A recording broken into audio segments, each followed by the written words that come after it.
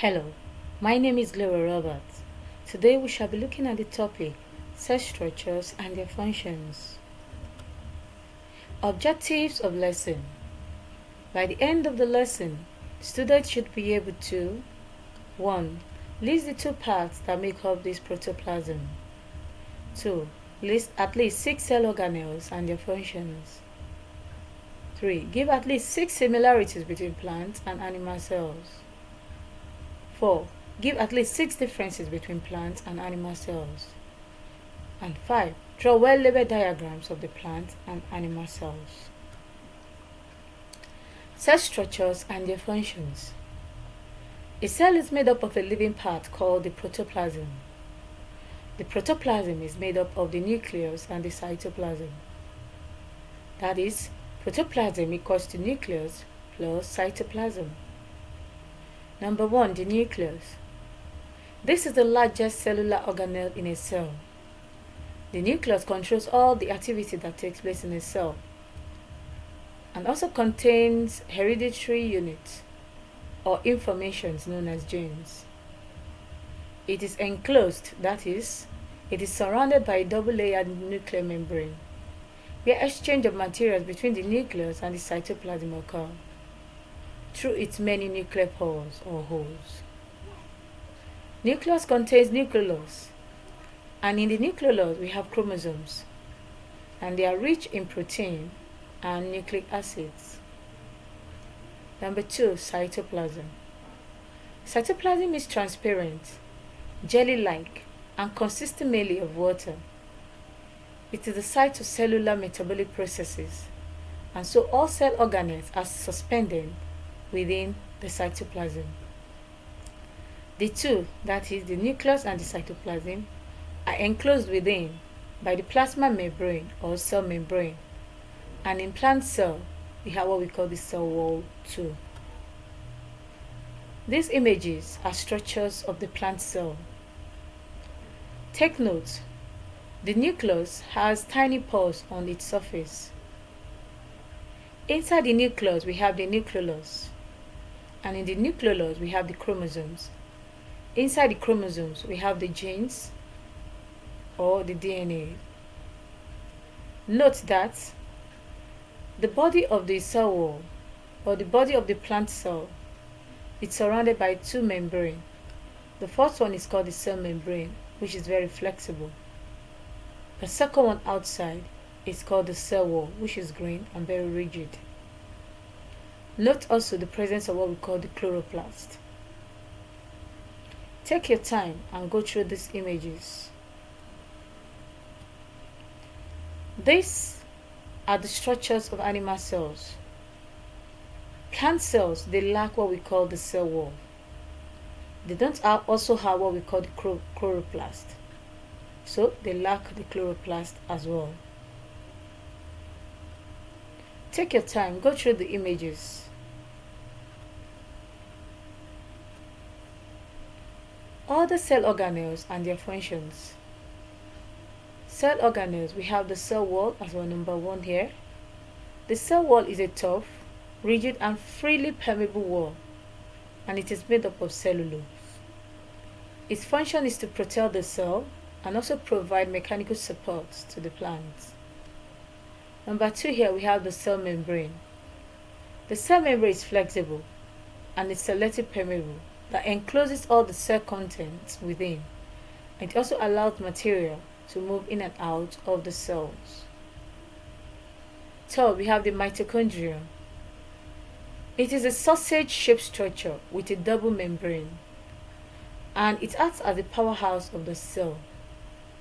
Its function is that it is used for releasing energy during respiration. Chloroplast. Chloroplast contains a green pigment known as chlorophyll, which is used for photosynthesis in green plants. So the function of the chloroplast is that it is the site of the chlorophyll. 5. Lysosomes. These are sites for respiratory enzymes, and they also remove excretory waste. 6. Ribosome. Ribosome is the part of the cell used for protein synthesis. That is, they manufacture protein for the cells. centrioles.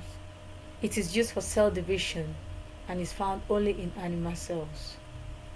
8. Endoplasmic reticulum. We can have smooth endoplasmic reticulum and we can also have rough endoplasmic reticulum. It is smooth if it lacks ribosome on its surface, and it is rough if it contains protein or the ribosome on its surface. Its function is that it aids the transport of material within the cytoplasm. 9. We have the Golgi bodies or apparatus. It's used for synthesizing, packaging, and distribution of materials in the cell. Then we have the vacuole. Vacuoles contain cell sap for plants, and it is used for transporting materials. The vacuole is surrounded by a membrane called the tonoplast. Note the cell inclusions can also contain or occur temporarily in the cytoplasm. Cell inclusion are quite different from cell organelles, and they include oil globules, starch grains, and excretory crystals found in plants. Also, cells that are highly active, they require numerous mitochondria to provide them with sufficient energy. This is because such cells need large energy to work. Similarities of plant and animal cells. Both plant and animal cells have the following in common. They both have nucleus, Golgi bodies, mitochondria, cytoplasm, chromosomes, endoplasmic reticulum, nucleoli, ribosomes, and cell membranes. Differences between plant cell and animal cell. Number 1. Plant cell. There is presence of chloroplast, but in animal cells, chloroplast is absent. Number 2. Plant cell. Plant cells are rectangular or they have definite shape, but animal cells are usually spherical or shapeless. 3. Plant cells, they contain or they are made up of rigid cellulose cell wall, but cell walls are absent in animal cell. 4. Presence of starch granule. That is, plants store their own glucose as starch. But in animal cell, we have presence of glycogen granules. That is, animal cells store their own glucose as glycogen. 5.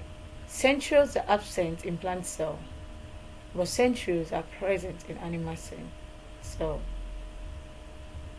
Number 6. Cytoplasm is less dense in plant cell, but in animal cell, cytoplasm is dense granularly. Number 7. Plant cell stores their own lipid as oil, while animal cell, they store their own lipids as fats. Number 8. Nucleus is displaced to the side in plant cell, but in animal cell, their nucleus is centrally placed. The last but not the least, vacuole is large in plant cell, but in animal cell, vacuole is small. That is, if it is even present. Alright, at this time we are through with our class for today. We have student activities. These are questions from the topic or the lesson we've done so far. All you need to do is answer this question to know the mastery or your understanding of this topic. Just take your time.